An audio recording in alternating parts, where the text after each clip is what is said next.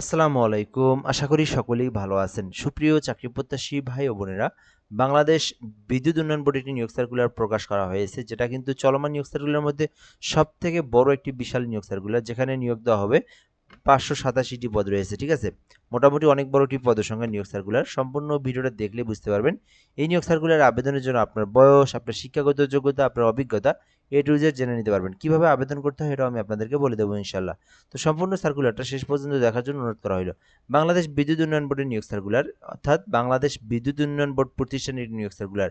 এরপর বলা হয়েছে রাজস্ব খাত, অর্থাৎ সরকারি স্থায়ী রাজস্ব খাতভুক্ত একটি নিয়োগ সার্কুলার।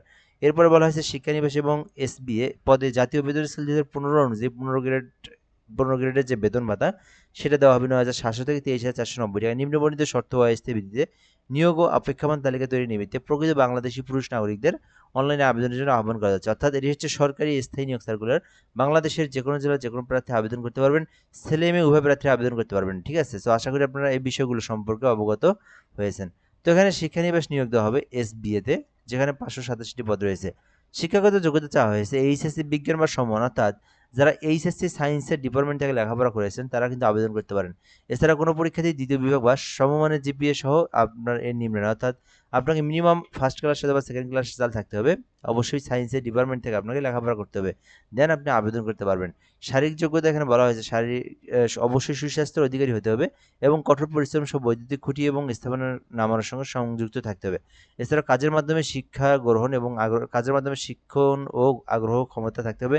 বিদ্যুৎ কেন্দ্রের পরিচালনা বিভাগ বিদ্যুৎ উপকেন্দ্রের পর্যায়ে পূর্বের কাজে আগ্রহী থাকতে হবে এবং শিক্ষা প্রতিষ্ঠানে BNCC স্কাউটিং শরীরচর্চা বিষয়ক ক্রিয়াকর্মে পারদর্শী থাকতে হবে। তো আশা করি আপনারা বুঝতে পেরেছেন এই নিয়োগ সার্কুলার নিয়ে আপনাদেরকে বিস্তারিত তথ্যগুলো জানিয়ে দেওয়া হলো। পরবর্তী বিষয়গুলো দেখবো আমরা। এই আবেদন করতে চাইলে আপনাকে অবশ্যই বাংলাদেশী নাগরিক হতে হবে। 18 থেকে 32 বছর পর্যন্ত আপনার সময়সীমা থাকতে হবে। এর মধ্যে আপনাকে আবেদন করতে হবে। এরপরে বিষয় হচ্ছে আবেদনটা করবেন কিভাবে। আবেদনের প্রসেসটা বলে দিচ্ছি। এখনো কিন্তু আবেদনটা শুরু হয় নাই। 3 তারিখে আবেদনটা শুরু হবে। মাথায় রাখবেন এই বিষয়টা খুবই গুরুত্বপূর্ণ। 3 তারিখে আবেদন শুরু হবে। আপনারা আবেদন করবেন 4 তারিখ থেকে এবং এই আবেদনটা 23 তারিখ পর্যন্ত চলমান থাকবে। যারা এখনো আবেদন করেনি অবশ্যই আপনারা প্রথম যেটা দেখলেন এই যে আপনার তারিখ যেটা 3 তারিখ 8 মাস 2026, মূলত আপনার এটা হচ্ছে আবেদন শুরু হওয়ার তারিখ। তো আপনারা যখন আবেদন করবেন অবশ্যই 3 তারিখের পরে আবেদনটা করবেন। কিভাবে আবেদন করবেন? এই যে এখানে লিঙ্ক দেখতে পাচ্ছেন BPD BSTF টেলিটক.com.bd, মূলত এই লিঙ্কটাতে প্রবেশ করে আপনাকে একটা ফর্ম দেওয়া হবে। ওই ফর্মটা পূরণ করে আবেদনটা সম্পন্ন করবেন। আবেদন হয়ে গেলে সরকারি ফি জমা দিতে হবে। তো এখানে বলা হয়েছে যে কেউ যদি আবেদন করে থাকেন, কে কোন পদে আবেদন করবেন সেটা আপনার গ্রেড অনুযায়ী নির্ভর করে।